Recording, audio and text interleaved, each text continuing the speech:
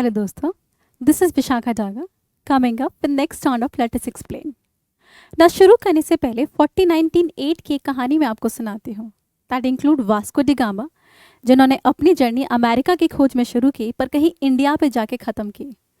And it was with the founding of India that they found a market as well as raw material economy. जिससे Britain की economy को बहुत boost मिला. But इसमें सबसे बड़ा रोल प्ले किया ब्लू इकोनॉमी में. शायद ये टर्म उस समय इन्वेंट नहीं हुई थी, बट एक बात साफ हो चुकी थी, जो समंदर को कंट्रोल करेगा वो आगे जाके बहुत सारी कंट्रीज़ को कंट्रोल करेगा और अपनी इकोनॉमी को बढ़ाएगा. समय एक्चुअली अलग है, वो 18-19 सेंचुरी थी और ये 21st सेंचुरी है, but it is now again clear those who are going to control the ocean economy and understand that better और अपने लिए इस्तेमाल कर सके, वो बेहतर अपना विकास कर पाएंगे. और इसीलिए आज की जो स्टोरी है वो यहीं से शुरू होती है. That is India is aiming for 100 billion plus economy using the blue economy.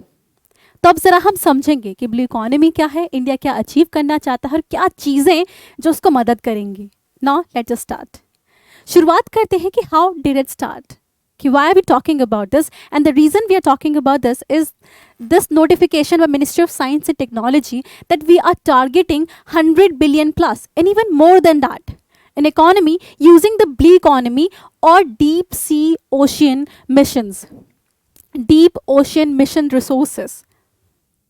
Now understanding what is blue economy and deep ocean mission is very important here in order to make sense of it. तो हम क्या करेंगे, एक एक करके इनको समझेंगे और इसका सिग्निफिकेंस निकालेंगे कि हमारे लिए क्यों इंपॉर्टेंट है ये. ना to begin with this is about news में वही चीज़ जो वहाँ से बता दी गई है, रिपीट की गई है. सर बैकग्राउंड समझते हैं कि ब्लू इकोनॉमी क्या होती है.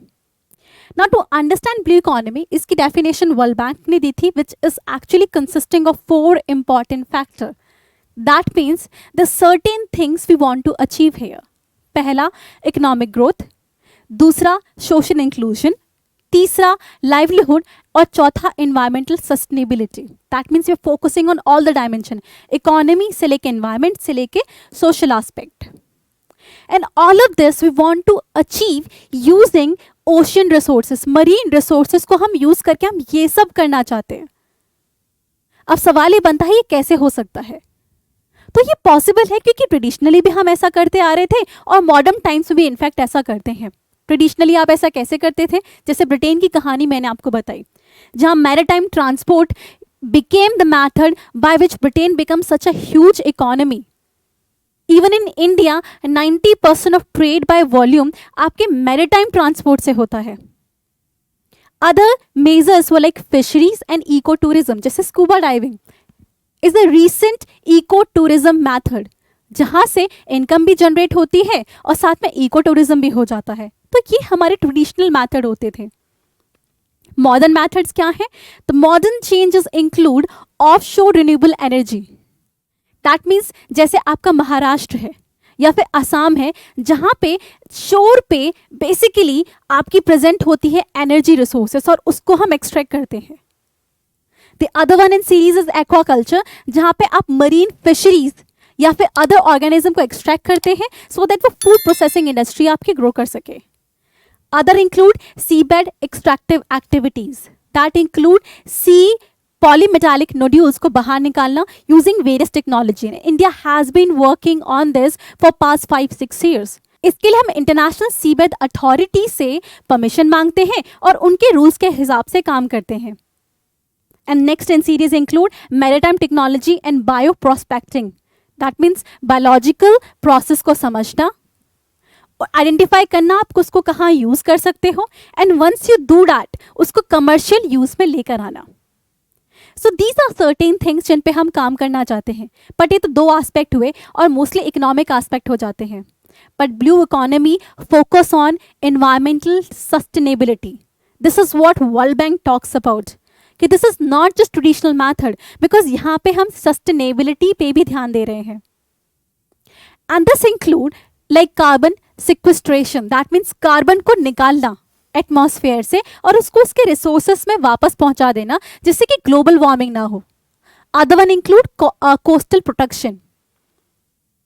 Other one includes coastal protection. जिसका एग्जाम्पल था जब साइक्लोन ओक्शी वेस्ट बंगाल वगैरह में आया था, तो उस टाइम पे जो कोस्टल एनवायरमेंटल सस्टेनेबल रिसोर्सेज थे वो बचा पाए थे लोगों को।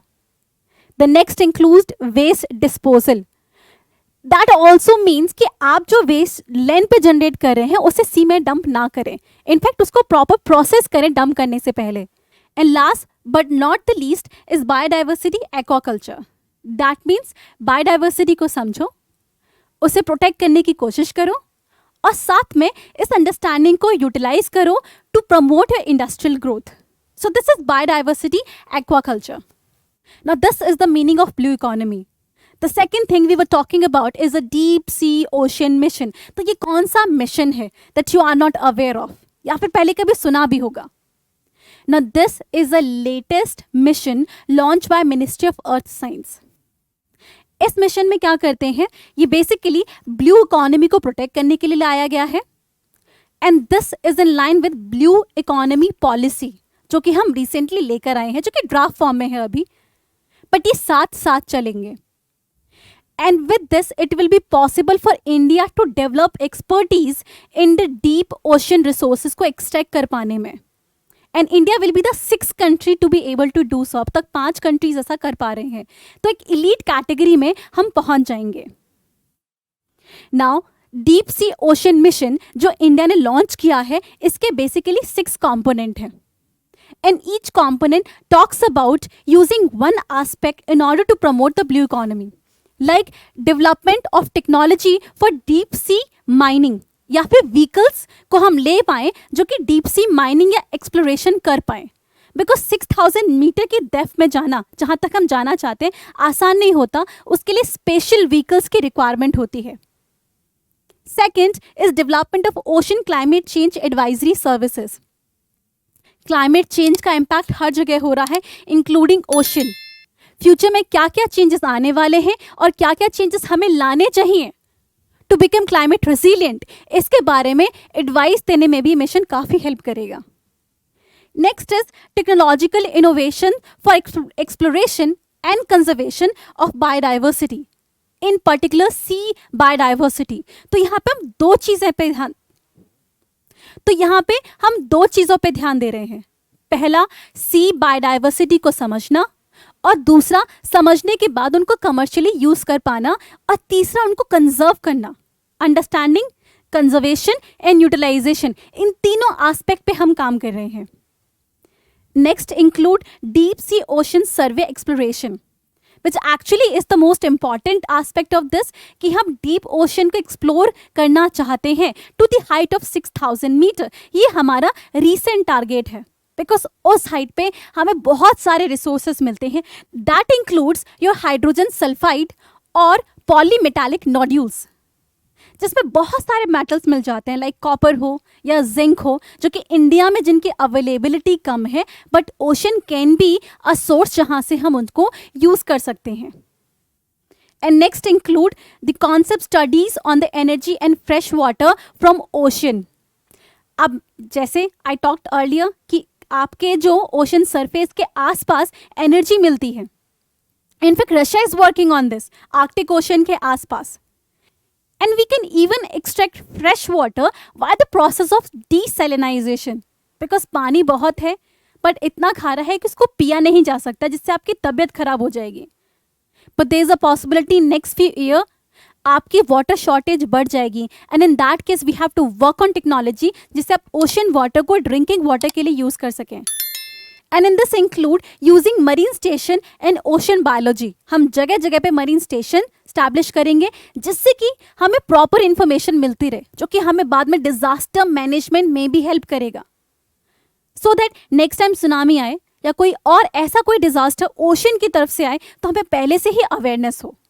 जैसे मिड ओशनिक रिजेस जो होते हैं, अगर उनके मूवमेंट के बारे में आपको पता हो तो आप काफ़ी हद तक वॉल्केनिक इरप्शंस या अर्थक्वेक आप प्रेडिक्ट कर सकते हैं। So this is what we are working on. तो ये बहुत ही हॉलिस्टिक मिशन है, and if that is the case, there one question we are raising, हमारे इतने बड़े टारगेट हैं और इतने नोवेल इसके कॉजेज हैं, तो फिर रुकावट कहाँ पर है? और अगर रुकावट के लिए समझना हो तो one of the most important challenge is technological. That is, we do not have technology that is required to go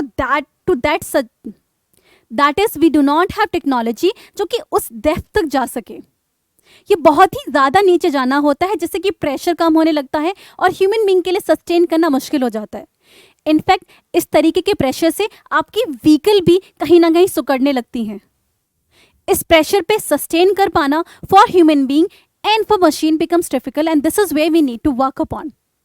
next is commercial availability. ऐसा ना हो जितना पैसा आप खर्च कर रहे हो नीचे जाने में उतना आप एक्सट्रैक्ट ना कर पाओ. और जब ऐसा नहीं होता है तो हम यूजुअली उन मिनरल्स को एक्सप्लोर नहीं करते.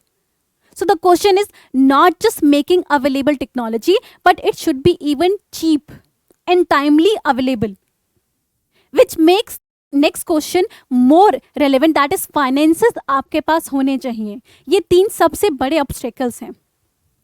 But like I said earlier, we never stop at only challenge part. In this session, we even talk about suggestion कि आगे क्या किया जा सकता है. And in this series, we can work on several aspects, including technology. अगर आप import करोगे तो आपका cost बढ़ेगा ही. तो सबसे अच्छा solution है कि indigenize किया जाए. अगर Indian made technology आप use करेंगे तो cost कम होगी और इसको better replicate कर पाएंगे. साथ में हमें पब्लिक प्राइवेट पार्टनरशिप की ज़रूरत है, क्योंकि गवर्नमेंट ऑफ इंडिया के पास इतना पैसा नहीं होगा. बट प्राइवेट सेक्टर के पास तो है ना, वहाँ से यूज़ कर सकते हैं और जब उनको प्रॉफिटेबिलिटी लगेगी तो वो भी पार्टिसिपेट करेंगे. एंड नेक्स्ट इंक्लूड R&D में काम करो, रिसर्च एंड डेवलपमेंट में काम करो, specially about the marine biology. The more you know the better you will be able to use it. And last but not the least is creating required infrastructure, because without infrastructure, these kind of missions will not be possible. And if you like the entire session, you think it is informative, you think आपको और इसके बारे में जानना है, तो आप comment section में लिख दीजिए. बाकी you connect to us on a various social media platform like Facebook, Instagram, Telegram, and other social media platforms. Thank you so much.